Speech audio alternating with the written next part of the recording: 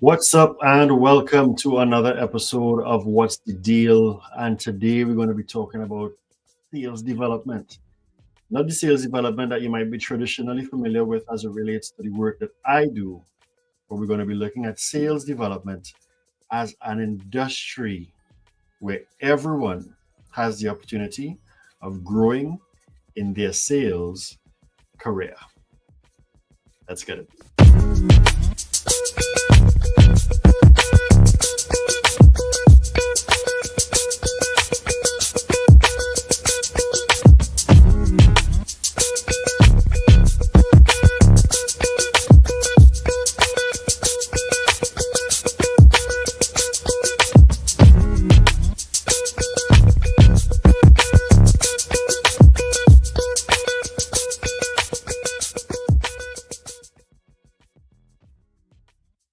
What's up, everybody? Good afternoon. Happy Sunday afternoon to you all.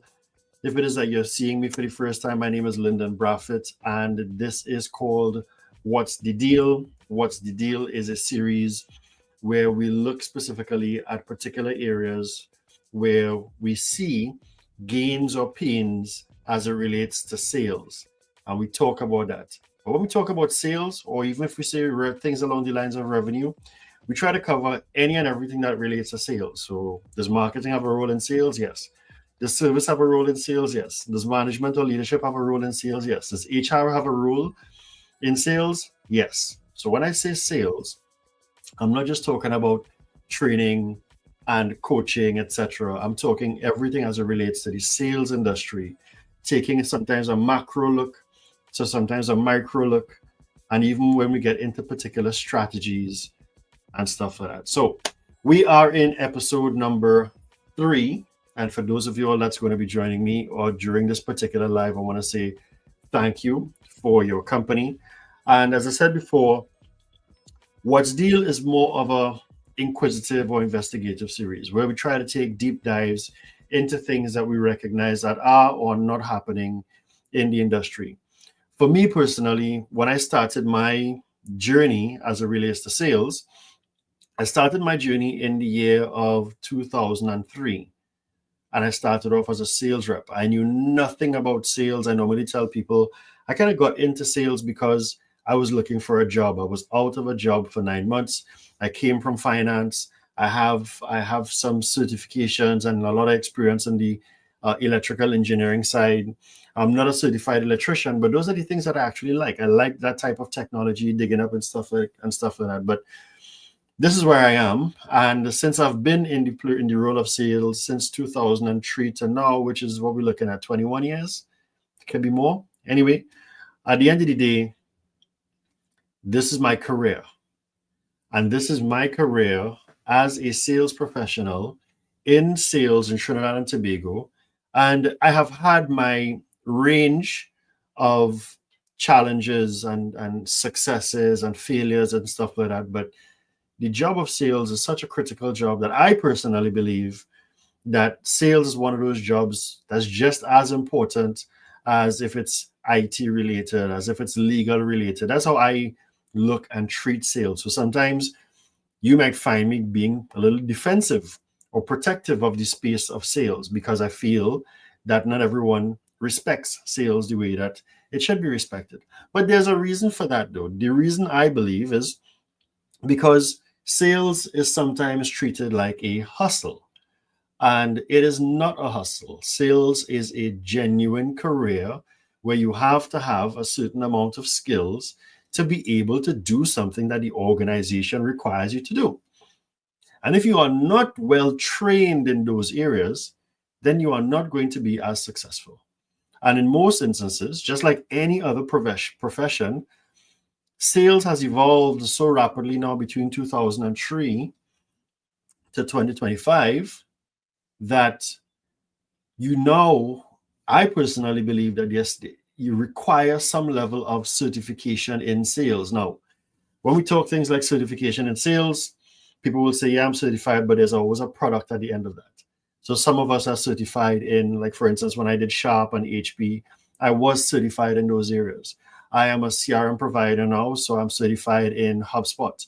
I am also certified in a number of other areas, but there's no real certification as it relates to sales, like how you will go out and get a master's degree or for marketing or for legal or for any other particular thing.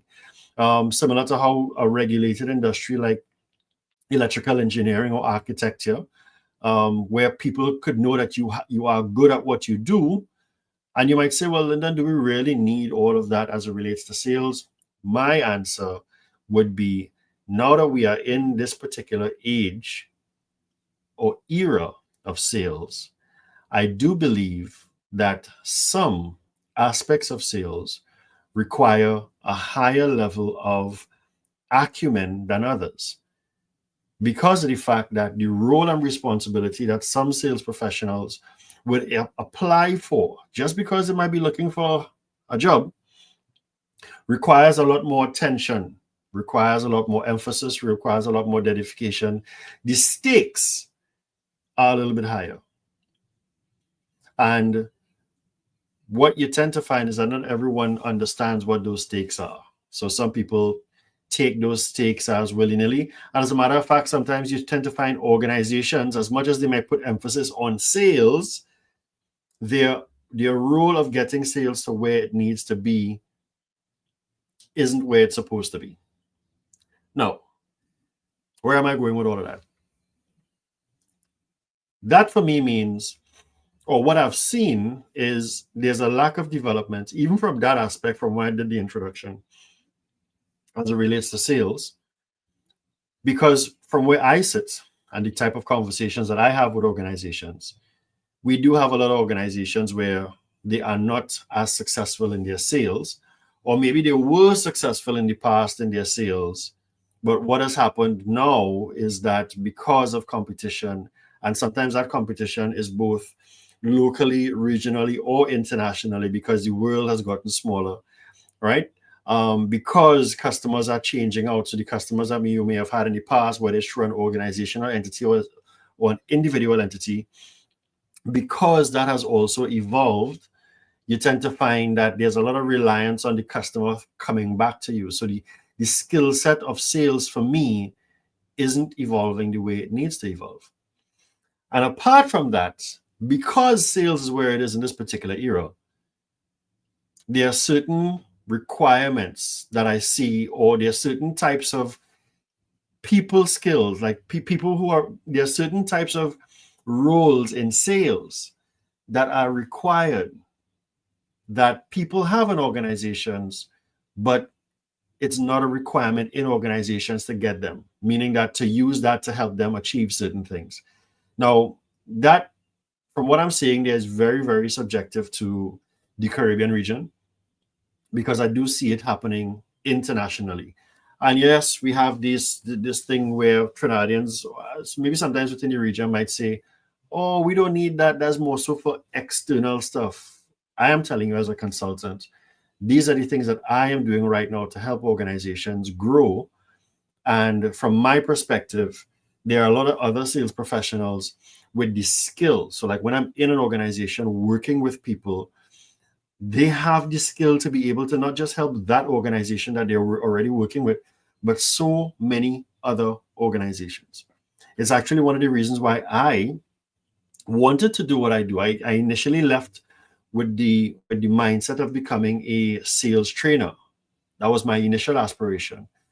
But because I saw opportunity, and because I saw there were other areas where my skill set in those past roles was helping organizations in different areas where it wasn't always about the training, I recognized, wait a minute, so there are different things that could be done as it relates to organizations or people in organizations kind of stepping out of what they are accustomed doing, and they can help more. Because one of the things I always tell people is, if it is that you look to if you go to any one of my pages, there's something that I have on my founders page where I kind of talk a lot about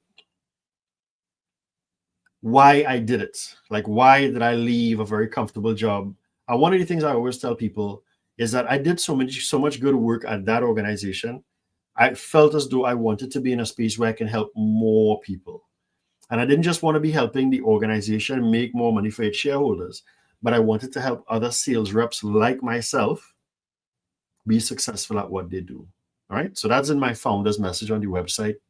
At any point in time, if you want to go to www.opaat-SWY.com and you look across here to where it says who we are, the message is there for you to read it along, digest it from there. But again, that leads me into the conversation that we're going to be having today, because I am going to be discussing 12 different sales career pathways for sales professionals. And I want to share this. I really wanted to lean in on this because over the last couple of years, I have seen or interacted with people who have a lot of skills in their roles. They have a lot of experience. They have the ability to help the organization that they're working with so well that in some instances, I see where sometimes their skills are undervalued, or they've developed so much that they've outgrown. I am seeing them outgrowing the organization that they are currently working with. Or I'm actually seeing where if they were to step out of that space and open themselves up to other areas, what they could learn and then not be able to take that learning and apply it to others would be so much more valuable. And it gives them the ability to earn a tremendous amount more in terms as it relates to income, because you are applying more value based upon your skills and your expertise to be able to help more people. Again, that was the thing that I was looking at. And a large percentage of what I've seen is that I've seen a number of people in a particular space for sometimes far too long. So I see folks in that space where they have been doing X job in X role at X organizations for far too long. And they have the skills, but they've basically sort of reached their ceiling. Yeah. And my objective here today is to kind of give folks like that who have been thinking, what else can I do? Or I've done this so well, or I think I've reached my plateau. How can I take what I do and move it into other areas? So for those of us who've been in sales for a little while, whether you're a sales support, vice president of sales, as just a sales professional, let's go with a sales consultant. I want to let you know that what we're going to be discussing is these particular areas, right? So this in itself, if you're checking this out, this was one of our blogs that I wrote this blog in 2022, and I updated the blog. I've been updating the blog over the last couple of weeks, because looking at what has happened over the last couple of years, the sales has evolved. So we're basically going to be using this as our platform to have the discussion. And I'm going to be guiding it through as it relates to what I see as those 12 plus pathways as it relates to sales development. Right? Now, there are a number of reasons why people get involved in sales, for things like time, ability to earn more. But we're going to be focusing on number 3, which is career growth opportunities.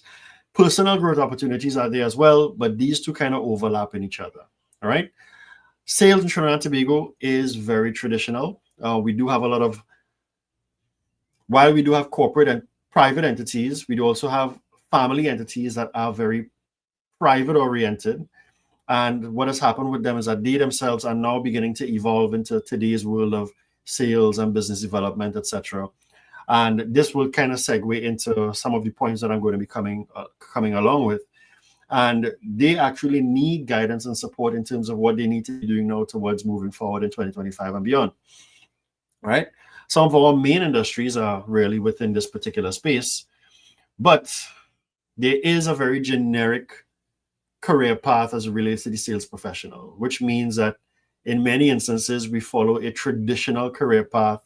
And in some instances, that career path stays the way it is. It doesn't really evolve into much other than whatever that person is doing. Now, mind you, you can say, well, and then listen, I love what I do. This is exactly what I want. I'm earning the money that I want to earn.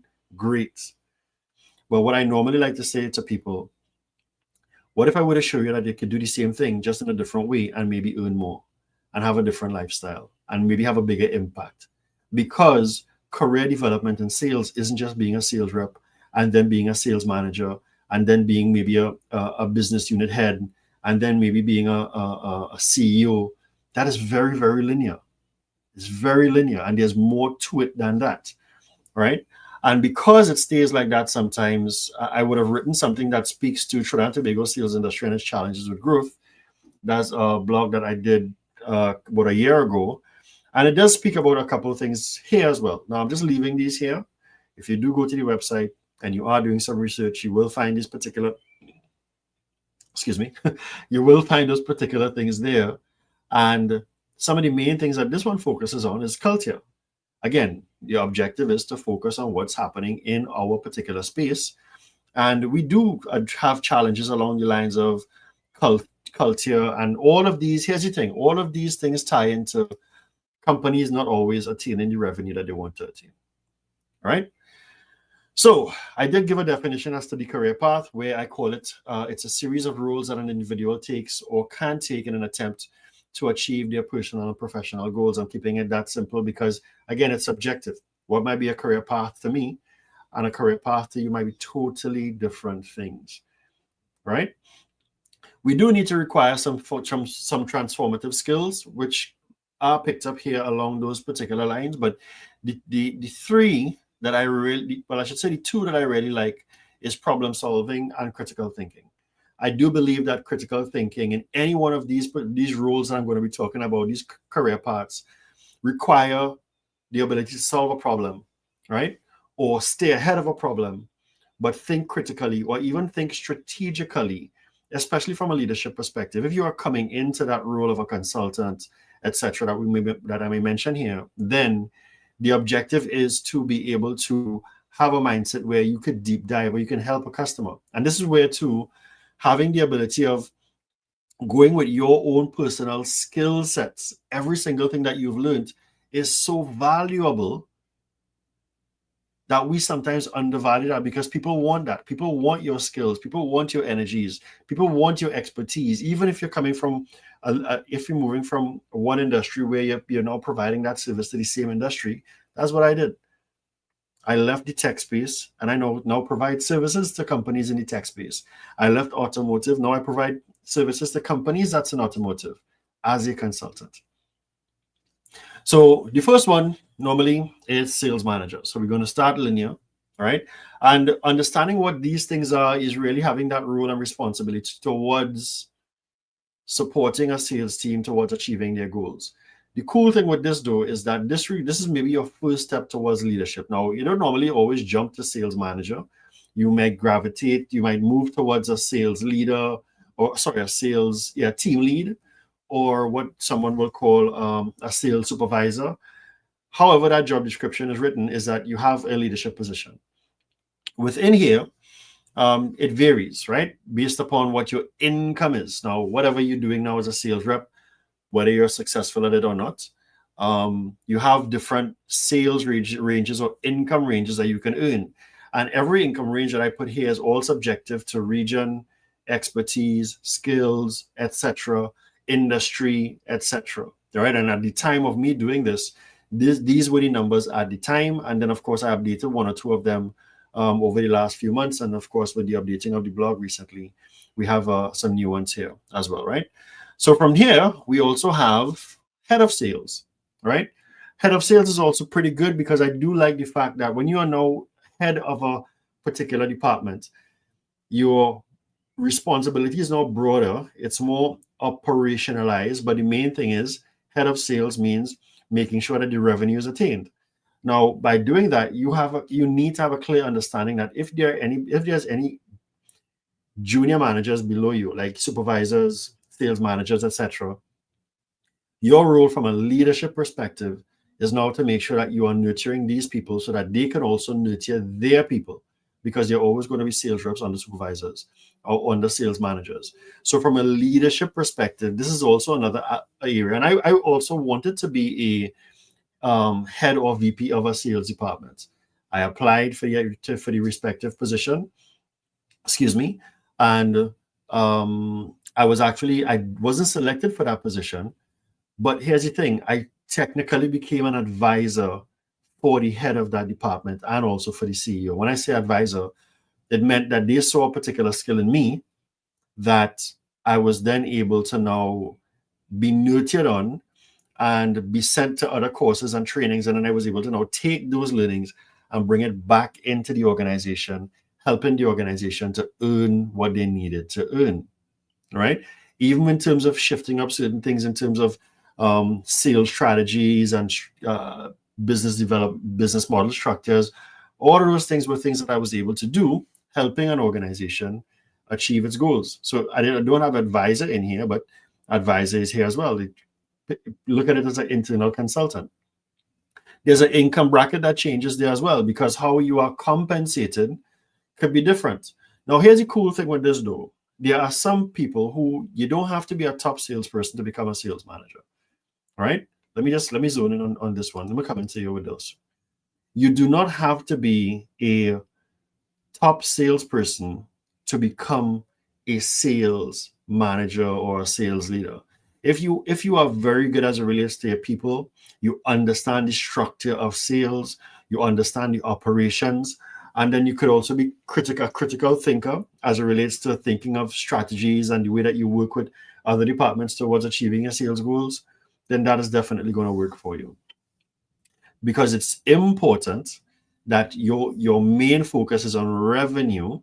And then what you normally tend to find from there is that based upon how well you do, and as you begin to grow and gravitate, you then find people moving from there into managing director roles or CEO roles. So again, look at it. You start off as a sales manager, based upon how you are and how well you're cultured, you move up into a different position, let's say of supervisory or management. Then you move up again, and then you now have the role of a CEO. There was one person when I went into a corporate entity, I went in as a sales manager, and there was one gentleman that I met, and he started off as a sales rep, but he was then the executive vice president or the executive chairman of that particular division. So again, there's a lot of room for growth, but it's how you want to do that. But again, that's on the linear side of things, right? So I want to mix it up a little bit, and I want to talk a little bit about some other areas. So let's look at this one. Sales operations, right? Now, sales operations is non-linear, which means that you're hardly ever going to see a position for this. When I was searching around, I recognized that sales operations is one of those positions. You have them, the income brackets that we have here, I try to keep it as regional as possible. So I saw salary ranges for sales operations managers for in Jamaica. However, it varies if you're looking at certain things in the US, and I'm pretty sure it may vary in Trinidad and Tobago, but when I scrub through job descriptions in TNT, I don't see that. All right, so I've not seen a job description where someone is actively looking for a sales operations person. But again, everything a sales rep needs to support his or her roles in her sales, that is what a sales rep does. A sales operations manager, think of them as a higher version of a sales support. But they are a lot more strategic. They understand all of the respective processes, and they know how to put particular things in place, whether it's talking to vendors, etc., etc. But when it comes to sales ops, the movement of the sale from one stage to the next, and again, every company's job description could be written differently. But when it comes to sales ops, you have organizations that may write their job description very, very differently to suit what they want from a sales operations person. The other role is going to be revenue operations manager. And this one is a nice one, but it doesn't yet exist in Trinidad. I have not seen anyone have this, right? But when we're looking at revenue operations, this person sits at the top, maybe just under your CEO. Again, the org charts can be written very, very, very differently. But everything as it relates to revenue and where the revenue is coming from and how the revenue is managed. So if it is, are we looking at sales, marketing, and service, all three of those areas are revenue generating areas. Say marketing is on the lead generation side, bringing leads in for sales. Sales is from converting those leads into actual customers. And then on the service side is retaining those customers. All those three things have access to revenue. Here's the cool thing with that though. That's also where sales ops come in. So that transition in terms of the handover from one department to the next, that's sales operations. But the sales operations manager, or we call RevOps in the traditional term, that's also a very good career path that people can actually look at. Because if you are leaving one particular industry, or let's say you're stepping out of your automotive industry per se, where you're no longer a sales rep, you think you have enough expertise, but you understand the whole process of the licensing of a car. If you are now stepping into that role as a consultant, then that you have the ability of really helping organizations streamline their operations. And I'm saying this because there are examples. If you go onto LinkedIn, there's a gentleman by the name of Sean Amora, and Sean Amora used to wash cars inside of a Canadian dealership. And now he's a BDC consultant. He helps organizations structure their business development consultative processes, from when a lead comes in to how it's nurtured, where marketing gets involved, all the way down to closing and delivery, and then the nurturing after. So again, look at it. Someone who was washing cars, and then he moved all the way across to help, now being a consultant. Now he's a speaker. He speaks at many different conferences, NADA in Texas, on a lot of podcasts. But again, his growth path wasn't very linear, from washing cars to now doing what he does, right? There's nothing that tells you that your growth trajectory in sales is like that, right? So revenue operations manager is a really, really good one. Of course, those things, they bring you a higher rate of return. Again, anything that you see me put here as it relates to income is all subjective. I would always say, go to your Indeeds, go to your, I forget the name of the something recruiters websites, and just do the research, right? I'll touch on this one here as well. This one is on sales training. And I'll look at that from the perspective of myself, right? So when I left my job in 2018, I left my job with the intention of becoming a sales trainer. And I was actually able to achieve that.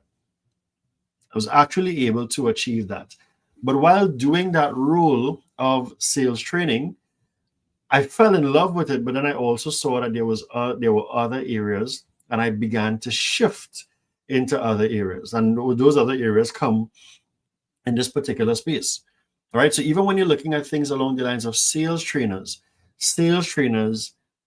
the role of a sales trainer, whether you're sticking in a one particular vertical or not, the role of a sales trainer is so tremendous, especially once you're good at it, because you now have the ability, again, if we're talking about the earnings, but you are also helping organizations solve problems. Let me just say that again. Your role and responsibilities are a lot higher now, but you're helping organizations solve problems. Because when someone is asking you to help them with sales training, that sales training, based upon how the sales trainer approaches it, is supposed to help that organization see some measurable return.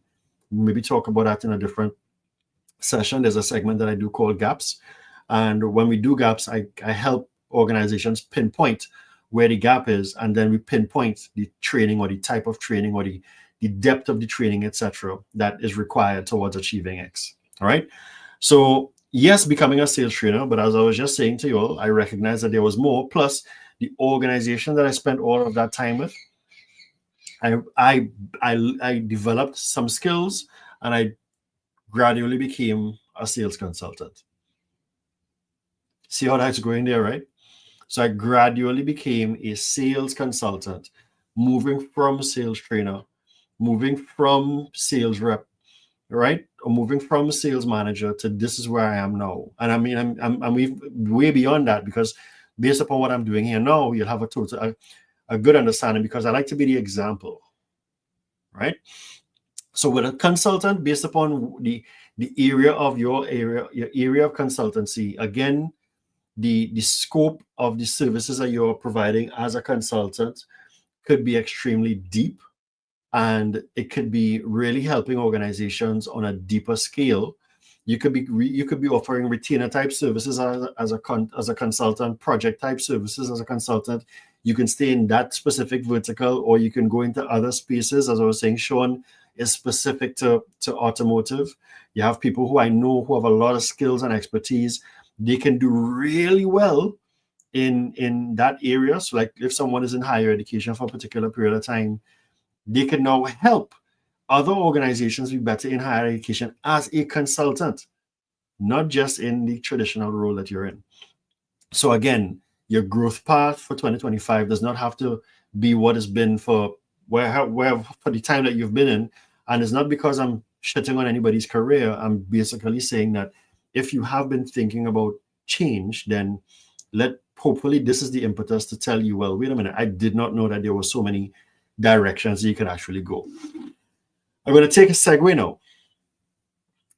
And I want to talk about this segue a little bit. Let me just kind of bring myself into focus a little bit. The reason why I'm going into this particular direction when it comes to digital marketing is because some people are not the best at sales, but they're extremely good at marketing. They understand the customer, they understand the product, they're extremely creative. Put them in front of the customer to close the customer, they can't do that. But give them the opportunity to promote, right? Or come up with creative ideas. You tend to find that that is their freaking sweet spot. And those are things that organizations need to pay attention to. And this is why I always say that marketing and sales departments need to evolve. And sometimes that evolution doesn't require you hiring more people.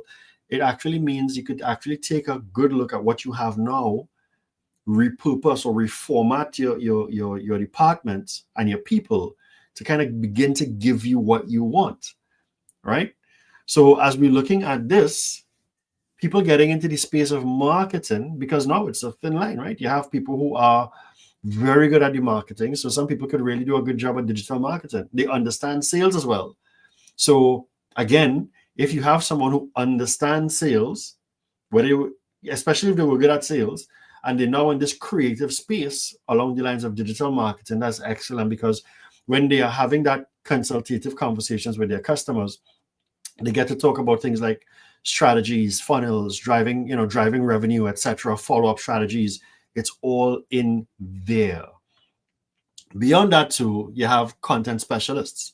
So content specialists actually, these are content specialists ties back into the sales upside of things, because with a sales operations manager, they would need to have someone develop the right type of sales assets, whether those things are sales templates, sales materials, flyers, brochures, etc. So someone who could understand what a team is needing and putting those things together where that is concerned, that is extremely important. And again, you're seeing the income brackets down here. I'm not going to speak to these things as though they are gospel or they're fixed in stone, but the income ranges vary, right? But you're not going to see a title like this because organizations don't always look at it like this. But I'm telling you, these are the things that they need. So even if an organization is thinking, well, what is it that we should really be focusing on 2025, boy? Then you might need to have some of these titles. Shift around some of your people who are not very good in terms of sales. But if you know that they can help you as it relates to your marketing in terms of creating the content, man, then figure out how you can now repurpose people in your department to help core salespeople give you what is it that you actually need. One that was actually pretty interesting too is similar to what I'm doing here. Yes, I have a podcast, but this podcast isn't my revenue option. But I'm using my podcast to generate revenue. Well, with the intention of educating people so that it falls into my entire, what do you call it, sales process or customer journey, etc. And podcasting is something that people like. Not everybody might want to be out there doing a whole bunch of videos and this, that, and the third. But at the end of the day, podcasting is actually a very good strategy. If I had to go back to Sean Amora, he is always on a number of different podcasts, and he's talking about the things that he would have learned throughout his career, throughout the different organizations that he has worked with. So all of his knowledge base is now spread out on the podcast. So he's actually giving, and that in its own way has opened him up to getting business. So again, you are, as a sales rep, you taking your expertise, the things that you've learned over the years, and you're now putting it forward in a very constructive way could really line you up to have a different future as it relates to sales. And you're still in sales. Let's look at it like this. I am still in sales, but I mean, I'm just not doing sales that way or for anyone else other than myself. And I provide a sales type service to customers. So that's where I'm going with this. And again, I've seen there are some really good podcasters. Oh, I mean, I remember the guy's name now. Oh my goodness. But he is in the Bahamas. He has a very, very, very, very good podcast. And excuse me. And that is that podcast has opened him up to speaking opportunities, right? Uh, trying to remember his name. Anyway, I might remember his name before. I may remember his name before the end of this discussion. All right. So yeah, podcasting in its own way has the ability of really now being your own way of now using it as your tool towards helping you generate your business. And again, you could be talking about things like sales and stuff like that. All right. So I'm looking at my boy Keneal Lewis, and Keneal is actually saying podcasts is very important. I totally agree, because it's a very structured way for you to get your information out there, and that information helps you build on your customer base and your database, and helps you build your brand, and it helps you build your awareness. All right. No, it's not Jared. It's I can't remember his name, but as I said, I might remember his name later. Right? Because Jared is not in Bahamas. Jared is in Trinidad and Tobago with me. All right. So from podcasting, we have a very, again, this is also non-linear, right? Because these rules normally stick with IT. And this is where I again, I'm going to be speaking heavily on this because this is what I do. So sales and marketing tech developer, and I'm going to expand on it a little bit, because you could be a tech developer. So I've worked with people when I was at Massey Tech Infocom. I have worked with people who now build technology for other customers. They've left the organization and they have gone, all right, the guy's name is Donald C. Kelly. All right, that's his name. I remember his podcast just now. Right, so Donald C. Kelly is the gentleman's name. All right, he moved from sales and he's now an excellent podcaster in that particular space. Right, so yeah, sales and marketing tech developer, but also in instances where you have people who can understand, make recommendations from a consultative standpoint, where you do sales and marketing tech stack analysis.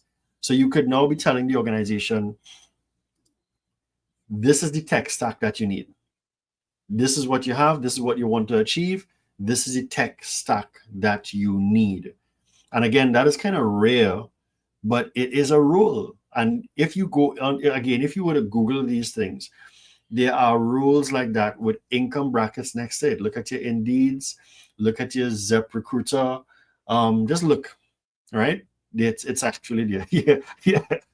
Finally remembered, because that would have been playing in my brain for forever. All right. But yeah, pay attention to a tech stack, because this rule is also very important, especially now where organizations are looking at integrating so much different bits of tech. So from a HubSpot personnel, we have the ability of, not, we don't necessarily make recommendations, but one of the rules is integrating HubSpot into other spaces, right? And it is not 100% my wheelhouse. When I have clients like that, I have to reach out to other people to get the support. And I can tell you that companies have a lot of cobbled systems. It's a system for this, it's a system for that, it's a system for something else. Not all of them play well with each other. So someone coming in and telling an organization, all right, this is what you have, this is where you want to go, but this is what you should be looking at in terms of maybe removing some of that clutter and bringing kind of centralizing, cutting down 5 bits of software down to 2, that is a very valuable rule, because sometimes not even your IT specialists have that expertise, have that skill set, have that knowledge, have the resources to be able to achieve that.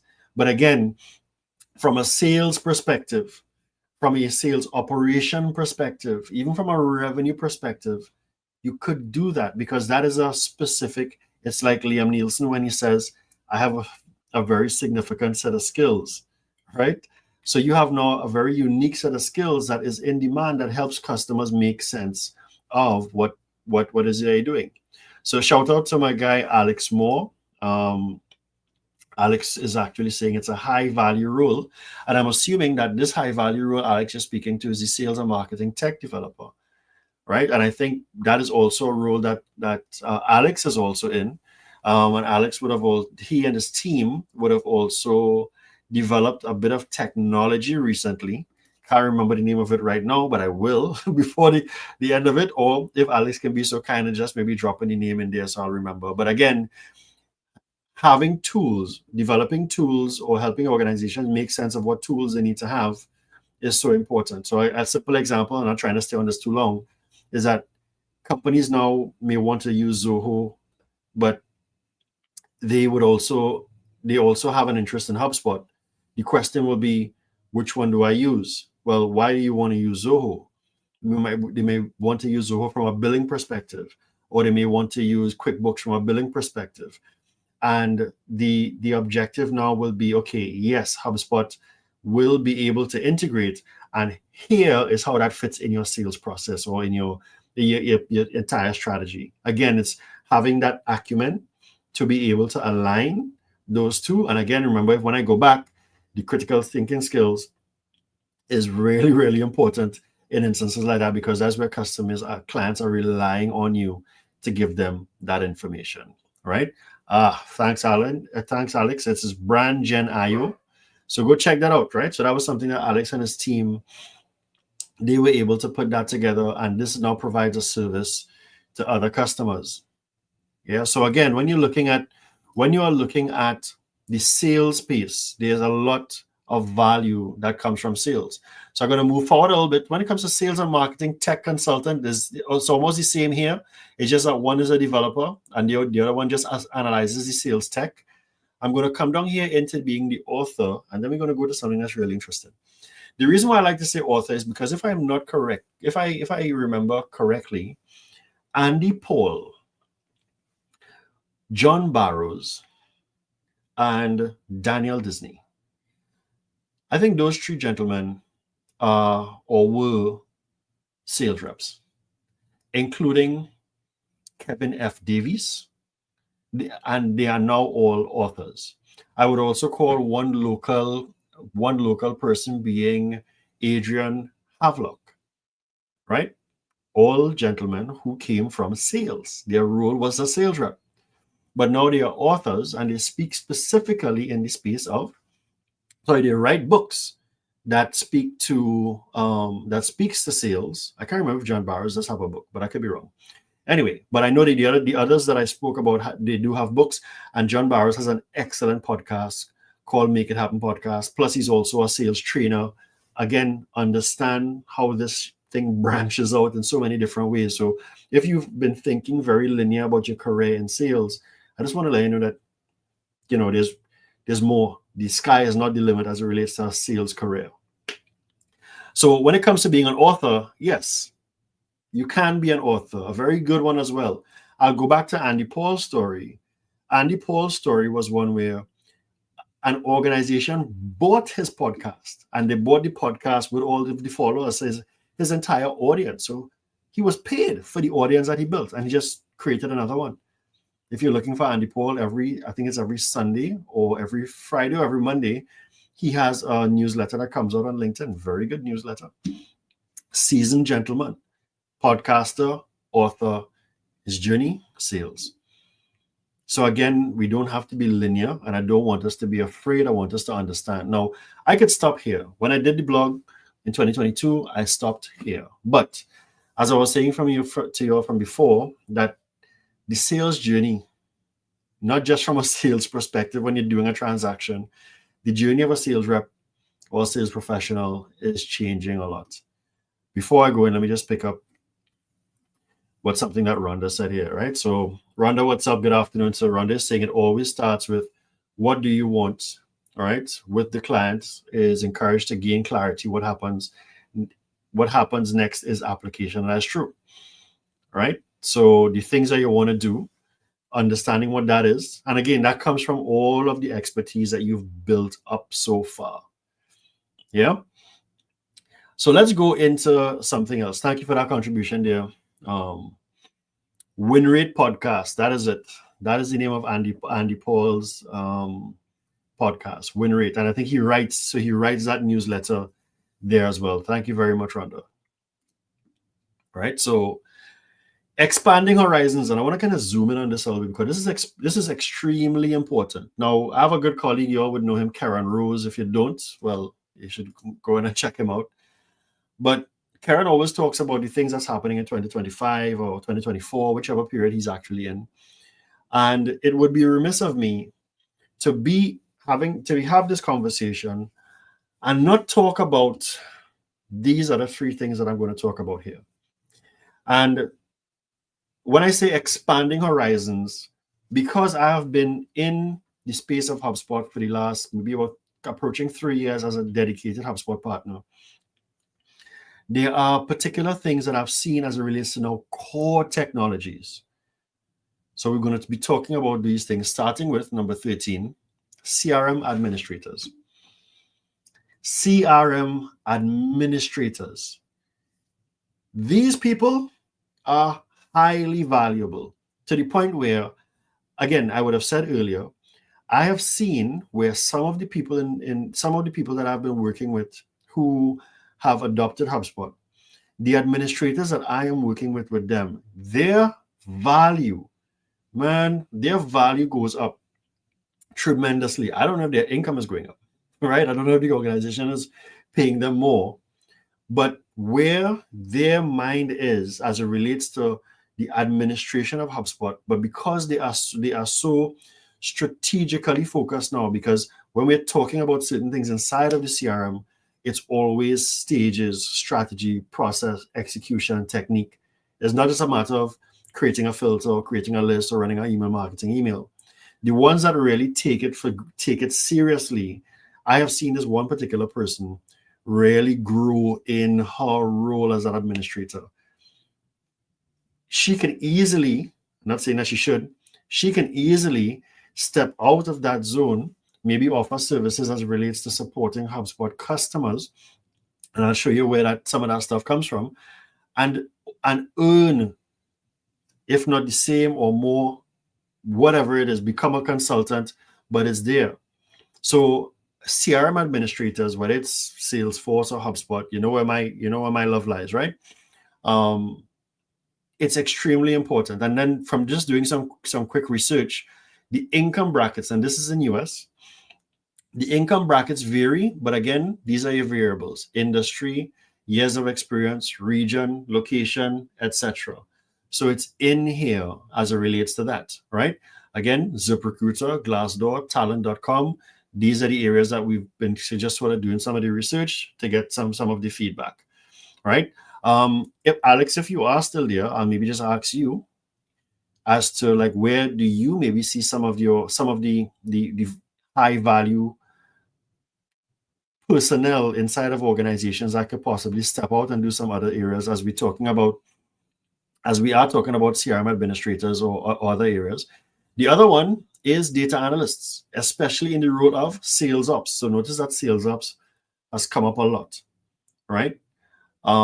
Revenue operations, sales enablement, all those little things tie into a little bit sales ops. There's a little bit of an overlap. Some of them have their own fancy title, whatever, but at the end of the day, it all comes back down to, when you analyze this data, what is the data telling you? And how do you want to now use that on behalf of your customer? This is extremely important. And the value that you can offer to an organization and what you can get coming back of it. This is, again, non-linear. No one will ever tell you that you could start a career in sales and end up here. No, apart from me, no one is going to tell you that because it's not known. In most instances, people don't know what they don't know. And this is why I want to do this education to help people learn, apply certain things, and grow. Wherever you want to take this information, whether the seed is planted now and germinates in December of 2025, or the seed germinates tomorrow morning, I just want to be able to help you plant your seeds and give you some insight as to what you could be doing if in the area of sales. You don't have to shift from sales because whatever, because sales is a lucrative profession, but it doesn't always have to be where you are trying to sell somebody something.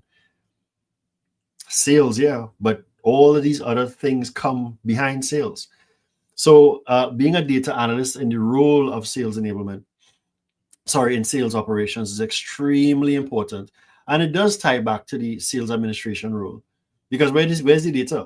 We're not talking about data coming from, we are not just talking about data coming from your ERP with how much revenue. We are talking about data that's coming from your CRM. So when you see that, how do you manipulate? Not even manipulate. How do you analyze that data? How do you break that data down to present it to the other stakeholders so that they use the data to create strategies? So again, the person with that information is or who could decipher and digest and distill the information and present it back to others. Excuse me.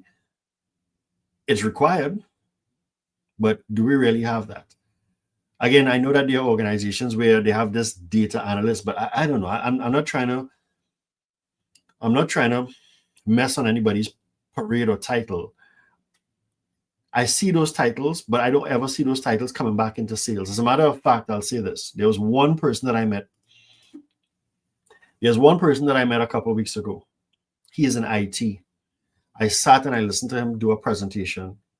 And his presentation as an IT person, because he still has things like network, this and that to deal with. But as an IT person, he was presenting to the sales team sales specific things that they could be doing to help them find customers and how they can geographically set their stuff. And that blew me away. I've never seen a person in IT do that. I pulled him to the side a little bit after his presentation and after mine. And I was just trying to wrap him with him a little bit. And he said to me, I want to use my role in IT to help the company generate revenue. I was like, yo, I have never heard an IT professional say something like that before. He said, I want to use my role in IT to help the organization hit their revenue targets. Hey, thank you very much and you're welcome. I think any organization would want that. Apart from the other roles and responsibilities that he and his team has, one of his roles and responsibilities is that. Anyway, so everyone has a role in sales.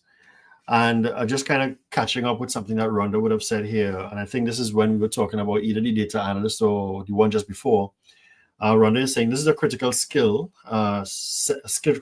critical skill set that's needed across industries. And then she has a follow-up one here. She has, what are the questions you ask the data using appropriate software to predict trends and strategies? So I'll come back to that in a little bit. Because I want to just add to this is that what I've seen happening is that with CRM related stuff, I'm seeing where customers want to integrate with things like Power BI. So they may be using HubSpot to integrate with Power BI, to integrate with Microsoft Business Central, to integrate with Zoho, with Odoo, other applications that have some sort of sales related stuff in it. Excuse me. So to come back to your question, Rhonda, the questions to ask may vary, but it all comes back down to whatever that strategy is, right? So for me, I might ask the software to show me leads that came within a specific period of time that showed an interest on start date of X, but their geographic location was Y. Or if you have enough data in the system, yes, you could look at the predictive trends, or you could look at the trends from the past, but I don't always look at what went well. I try to look at, well, what didn't happen. So when sometimes a customer says to me, yeah, well, we did X amount of sales, and I would always say to them, well, what about the sales that you didn't get? Like, could we look at that bit of data? Let's see what would have happened there, because I'm really focused on the gap. I don't need to help you close the deals you're already closing. My objective is to help you analyze the data or the deals that you didn't close, the revenue that leaked, customers that churned, marketing leads that didn't convert, or wherever your gap is. That's where my focus is. All right, that's what I would want you to pay me for, and that comes from me taking my sales skills, and those things had to develop, because at the time when I was just being asked to sell stuff, I just had to sell stuff.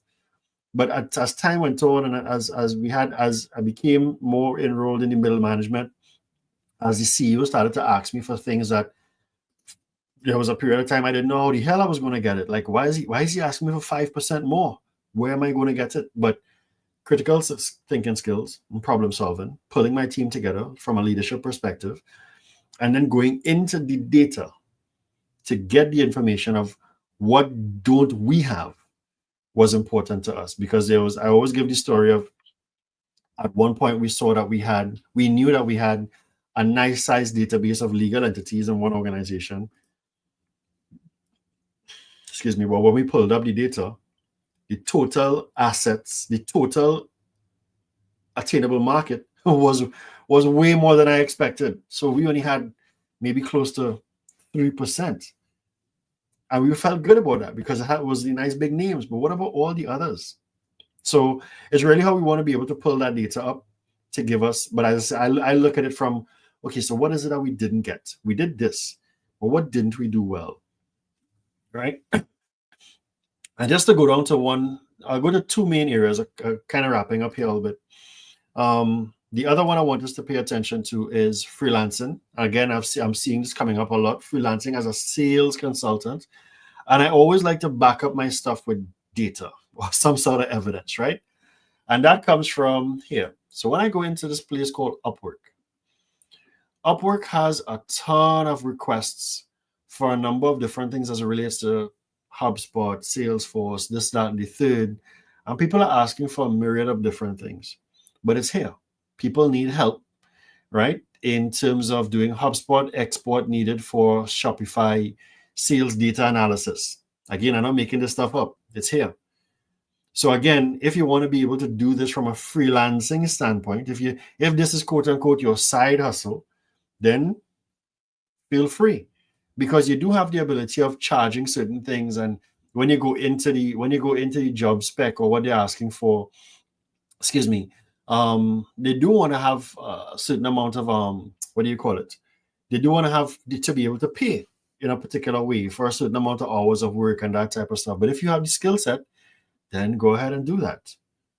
So again, freelancing is one of those spaces where you have the ability of, really diversifying your skills as a sales professional. And last but not least, I have to talk about this, which is the role AI plays in sales and marketing.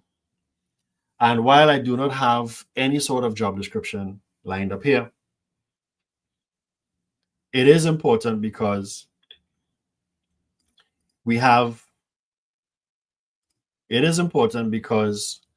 AI is now playing a critical role in almost everything as it relates to sales. And whether it's I don't have the title, so if I make up one, bear with me. Whether it's a prompt engineer or whatever the hell it is, someone who's proficient in understanding AI and how AI ties back into, follow me here, right? How AI ties back into revenue operations, data analysis, HubSpot administrators, because guess what? Again, the blog is here for you all to go back and read, right? But how AI ties back into these rules: sales ops, marketing, email marketing, all of these things. We can't negate the fact that it is here, and it's going to be a tremendous value add once used the right way to the work that we actually do. So if I had to give any particular takeaways, it's going to be this for sales professionals. we have the time, or I think I spoke about it, but didn't show it, right? Right. So I was just kind of pinpointing in terms of things like HubSpot administrators, revenue operations, sales analysis, and stuff like that, right? So I want to give some takeaways here for us. Takeaways are going to be, we have to identify what it is that we want to do. I knew I wanted to be in sales as a sales trainer. That's where it started off, right? But the work that I've done over the last 20 something years, I had different strengths. And what was funny was that I noticed that customers were not always asking me for sales training. They were asking me for something else, right? They were asking me for things along the lines where they wanted me to help them solve bigger problems beyond the training of the individual. That is why I've been able to come up over the last 2 years with the title, with the phrasing of people, process, and technology.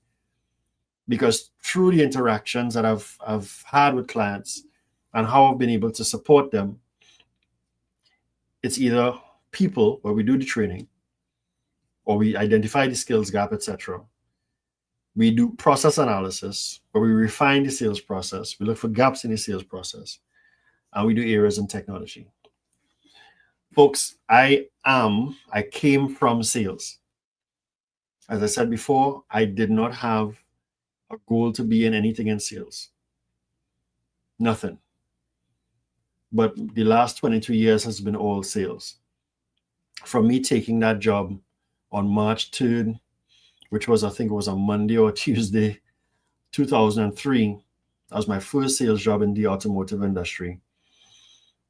And the rest is history. So can you have a successful career in sales and not just be looking at the traditional pathway of just being a sales rep? The answer to that question is yes. And again, the reason why I did this is because I really want people to understand that there's more to sales in terms of sales as a profession. That's what Jared and I would have been saying over the last how many years, right? This profession of sales is a serious profession. There are real issues to solve within Trinidad and Tobago and the Caribbean region. And it just really comes down to how do you want to define what that role is in 2025? It's still early. And maybe I would have, again, planted enough seeds to show you that there are so many different careers here that you could look into. And maybe whatever it is that you're doing now, it helps you identify something that's not on this list, or you take something from this list and you make it your future. That's what's the deal with sales development. And ladies and gentlemen, I would want to close off there and say thank you all so much for your time in terms of just kind of being on board with me and just kind of listening to what I have to say.